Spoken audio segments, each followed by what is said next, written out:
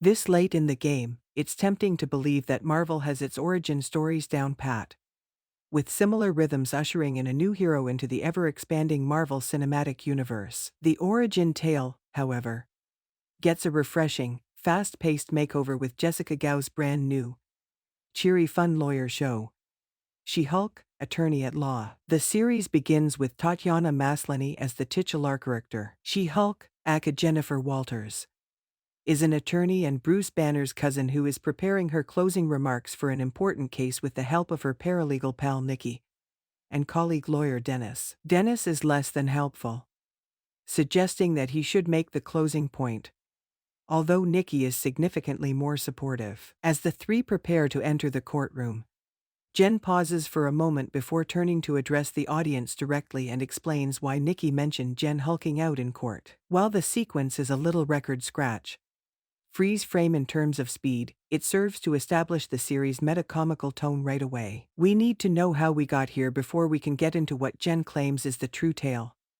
namely, the fun lawyer show. The episode then jumps ahead a few months, showing Jen and a very human-looking Bruce on a road trip, where he shows her the device he made for himself to prevent him from altering it while his arm recovers from an accident. Jen is diverted from her conspiracy idea about Captain America's sex life when a spacecraft from Sakaar crashes into her car, putting it into a very deep ditch. What the spacecraft came to say is unknown, but Jen quickly removes a bleeding Bruce from the automobile, only for their blood to mingle with one of her open wounds. Jen is towering, green, changed, and ripping through the trees before you can say Hulk smash. It's unusual for a superhero to gain their powers only 5 minutes into their origin narrative, but that's what we get from Marvel. Ms. Marvel, their previous Disney Plus series, took until the end of the first episode for Kamala Khan to even utilize her abilities. But Jen's training process hits the beginning,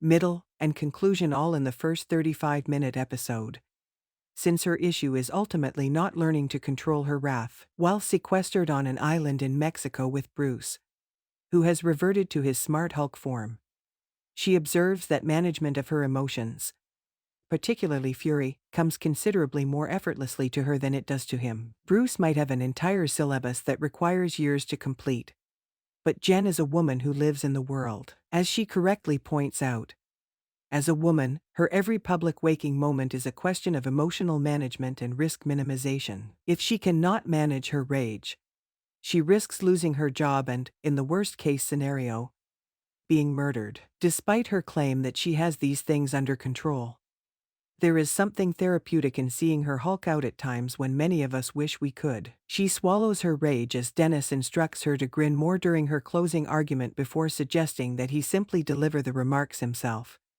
since she is attempting to keep her powers hidden. But when she first gets them, she loses control of a group of men who follow her out of a bar and force their presence on her in the kind of terrifying moment too many of us are familiar with. Though I'm sure many are preparing to criticize Jen for mastering abilities that took Bruce years to perfect, Gau's screenplay expertly addresses the situation by making it plain that Jen has spent years trying not to hulk out. Lived experience trumps training videos every time. Sorry about that, Bruce. The episode concludes with Titania breaking through the courtroom walls just as Jen is about to say her final words.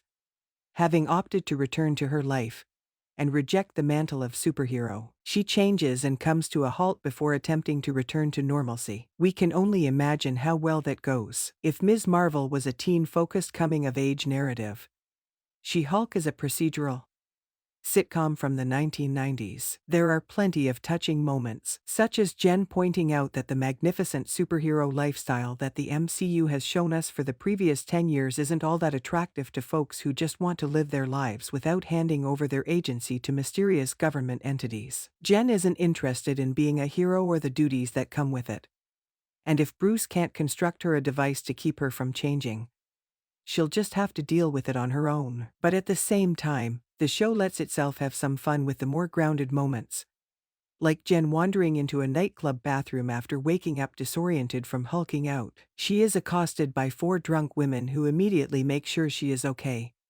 get her properly dressed and cleaned up, apply some makeup for her, and make sure she has a ride home. Because even in the world of Marvel, There is no camaraderie quite like drunk women in the nightclub bathroom. If the show has a flaw, it is unquestionably the VFX. Much has been made of the working circumstances of VFX artists in recent weeks, causing Maslany, Gao, and director Kat Quarro to speak out in their defense. Yes, with more time, the images may have been nicer. And to be honest, your eye does grow used to it after a while. They're also not the worst VFX I've seen.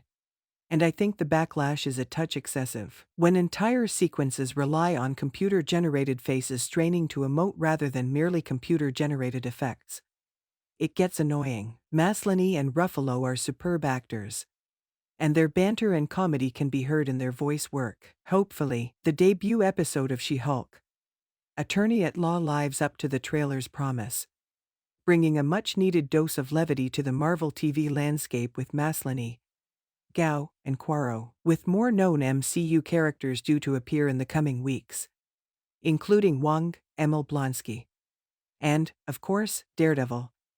It's only a matter of time before the legal show transforms into the superhero show. That's fine with me if the protagonist is as delightful as Maslany, as long as it never loses its appeal. Thank you for watching. Please don't forget to comment, subscribe, and give us a like.